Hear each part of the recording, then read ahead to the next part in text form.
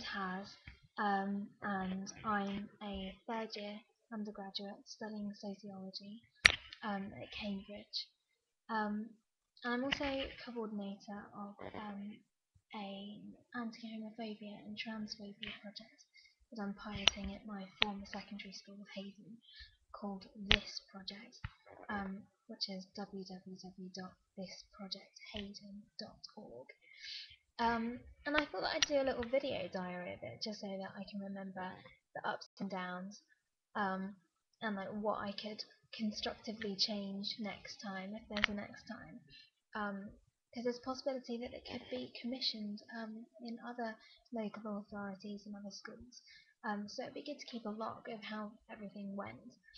And so yeah, that's why I'm going to do a video diary, so I can just keep track of it, because I don't want to write it down. That'd be a massive faff. So what's happened so far is that I've spent the last few months recruiting volunteers for it. So this is graduates from Cambridge and students from Cambridge, not an elitist thing, more that just sort of people I know who are really into the LGBT campaign like I am. So there's been former members of the THiS LGBT executive. There's been just friends that I know and other people that I've posted ads for it on LGBT mailing lists, and they've got back to me. So they have to be enthusiastic and passionate, right? Getting back to basically a stranger. Because they've heard that I'm doing a project about tackling homophobia in schools, which includes going into schools and speaking to sixth formers, and that's got to be like a pretty hard thing to sign up for. So we've got to the stage now where we've just started going into schools, going to Hayden, and making our first connections with the Year 12 there. The programme goes like this. On the 10th of January, we did an introductory assembly to the Year 12s, and that basically gave them an initial briefing on what LGBT means and different experiences with sexuality and gender, including some monologues, because there were 9 volunteers who went in to do the 50-minute long assembly. And then it also gave them information on this project. Now, this project at Hayden, and I'm not saying it's going to be a packaged up thing and exported to every other school, but in Hayden, the structure of it is that the Year 12s for 6 weeks, and that's a 50-minute lesson each week, work on a mini project in groups of their choice that will, one, showcase their skills and what they're interested in, so that they can put it on their CVs or the UCAS forms for future employers or admissions tutors, and will also raise awareness of sexuality and gender diversity to their peers in lower school. Now, the reason I did this was because they're at an older age group, so in terms of schooling, one, this is the last chance really that they're in the hands of the state education sector. So it's a really, really good opportunity to get people to face these issues before they leave, because why should sexuality and gender not be taught by schools, so that we're sure that everyone gets blanket knowledge on this stuff? The other reason is to give them autonomy. So we're saying, you direct yourself. Finally, if you feel as though you're just having to jump through hoops, this is a loop that you essentially construct yourself and jump through, which is a lot better than being dictated to, and hopefully a lot more interesting. And they can also see a future in it for themselves. So if LGBT stuff in itself doesn't really appeal to them, the form of what they're doing might appeal to them, the publicity that they get from it might appeal to them, and how good it makes them look to employers and to admissions tutors will hopefully give them the incentives to do something that they really care about and enjoy, but that also raises awareness of sexual and gender diversity. And also sexual and gender diversity, instead of making it a narrow subject, like you have to tackle homophobia in your project. Saying that they have to have some sexual and gender related content means that they have a vast array of things they can do, and that you can tackle it from a lot of different perspectives, and that you can make this subject accessible and comfortable to every social group and every culture, hopefully. So whether it goes from just making LGBT stuff more visible, so talking about someone that happens to be gay, for instance, to actually talking about sexuality and gender head on. You can go at it from your own comfort level, whatever you feel that you can do, whatever you feel that you're informed enough to do. So it's a really sort of wide-ranging thing. That's what we're asking the Year 12s to do, to get into groups and over 6 weeks create a mini project of their own choosing that will in some way, shape or form educate the lower years about sexual and gender diversity, just to not make them experts, but to give them an open mind about gender and sexual diversity, because we very much believe in the gender binary, that you can either be both a physical and social male or both a physical and social female. We're very much taught that gender and sex are the same thing. We're very much taught that you can be gay, straight, or bisexual, and that's it. And what this project aims to do is give everyone enough information so that they know just not to presume anything, to know that whatever's possible. And that's really the point of it. So we went in to do our introductory assembly to 300 Year 12s on Monday, the 10th of January, and that went really well, I think.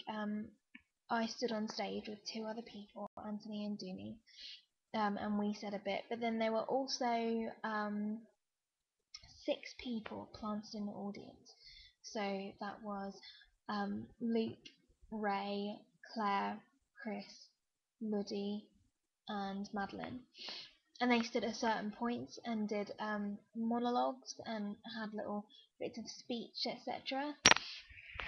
So it went really well. It was basically to try and capture people's interest. So this was an assembly that was meant to inspire. We knew that it would be really, really hard to give people an assembly on LGBT stuff. If they weren't interested in it, it'd be really hard to keep their attention. And what we really need to do is keep their attention long enough for them to be inspired and to not feel as though LGBT stuff is a significant barrier to their interest or understanding or comfort levels. So it had to be really, really interesting, and it also had to inspire people to go for diverse things for their mini projects and do whatever they want. So we embedded a self-made video into the assembly. We played music in the assembly. We had people stand up and do dramatic monologues. 2 of the volunteers did that. We had people speaking from different parts of the room, so we added a physical element to it. And so we think this was starting off a little bit of inspiration. Just if you deliver a presentation to someone in a really standard way, then you're not really leading by example, saying you can do whatever you want, you can be as creative as you want. So we try to be as creative as possible, and we also try to use the assembly as a space to break down people's barriers towards sexual and gender diversity and some people's aversion to it. We know that we're valuable to the school, and that we're the people who are comfortable and who are more informed about sexual and gender diversity than the teachers can be counted on to be. At the moment, it's not their job to have to know about any of this stuff in order to teach their kids. So what we need to do is to be the ones who are comfortable talking about this stuff, and to give people a space to become comfortable with it as well. So we had little interactive parts of our assembly, where, for example, we made people, first of all, so that people didn't have to vocalize anything or take on anything themselves. We just got people to, for example, stand up when we said, do you know anyone heterosexual? Do you know anyone homosexual? And people standing up would be a first level of engagement with the topics. And then by the end, when we had talked about sexual and gender diversity for maybe half an hour, and also defined terms that they may have felt were like quite dirty and pejorative at the beginning, that's when we try to break another boundary, and that was getting people to say the words lesbian, bisexual, gay, trans, and straight. Um, that was a lot more difficult for people, and teachers came up to us afterwards and said that they saw their form pupils visibly uncomfortable with having to say the word lesbian. For example, we made them say the word lesbian over and over and over again, going from a starting whisper and getting louder and louder and louder, then quieter and quieter and quieter again, and like responding to this hand signal. So it was sort of a game as well. So it would kind of be like lesbian, lesbian, lesbian, lesbian, lesbian, lesbian, lesbian. And although it's really, really easy for me to say because I deal with this stuff all the time, it's really, really difficult for people to say when they haven't reclaimed the word as a positive thing. It's only ever something negative, and it's not something that's sanctioned for the curriculum, as if it's a dirty thing and you shouldn't be talking about it, when it's a dictionary defined word, and we should use it as such. There's nothing dirty about it. So we did that. And although some people thought it was a failure because people definitely were uncomfortable with saying it, I'd say that it was incredible actually, just because it sort of confirmed my suspicions. I don't know if that's quite a narcissistic thing to say, that it was a success in sort of a sociological way, because what I thought about how it would make people feel having to actually say the words in a way that was reclaimed and in our framework of these words, which was a positive one and a legitimate one, and something where we try to make the words not dirty. It was really hard for people to do that, for them to recast their assertions. So I found it really interesting, and it'd be really interesting to see in the next few times that we interact with them if they can get more to grips with taking ownership over this language in a way that's sensible and not negative. So what we're going to do in the next few visits is, the next visit is on Monday, and that's one of the volunteers going into each form group, there are 12, to help them plan out their mini projects. So we're going around, they'll be filling in a planning sheet, like a week by week plan, to help them with all the practical considerations they need to make, such as getting hold of sugar paper, getting hold of like access to a computer, getting hold of video cameras, etc. The next time we go in will be on Monday the 7th of February, and it will be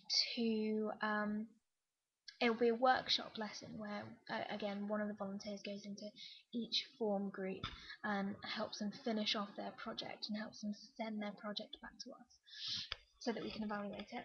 And then on Monday the 14th of February, which is Valentine's Day, very fittingly, and also in LGBT History Month, which is February, we'll be going in to do an awards assembly ceremony type thing where we give them all certificates with Stonewall accreditation so that they can put it on their CVs, and giving the top 10 groups prizes for their efforts so that they go recognised. And hopefully that will make them associate LGBT stuff with a whole load of positive stuff, a whole load of celebration. Look, it's fine, you can do it. You can be a champion of this stuff, even if you're not LGBT, even if you think you've got no special interest in it, because everyone's got a sexuality, everyone's got gender, and people should be okay with this stuff. So I'll tell you how it goes. I'm going to stop this particular video now because it's starting to slow down and go really outside, which is a bit bad. So that's what it is, and I think it's going quite well, and I'm quite excited for next week's visit.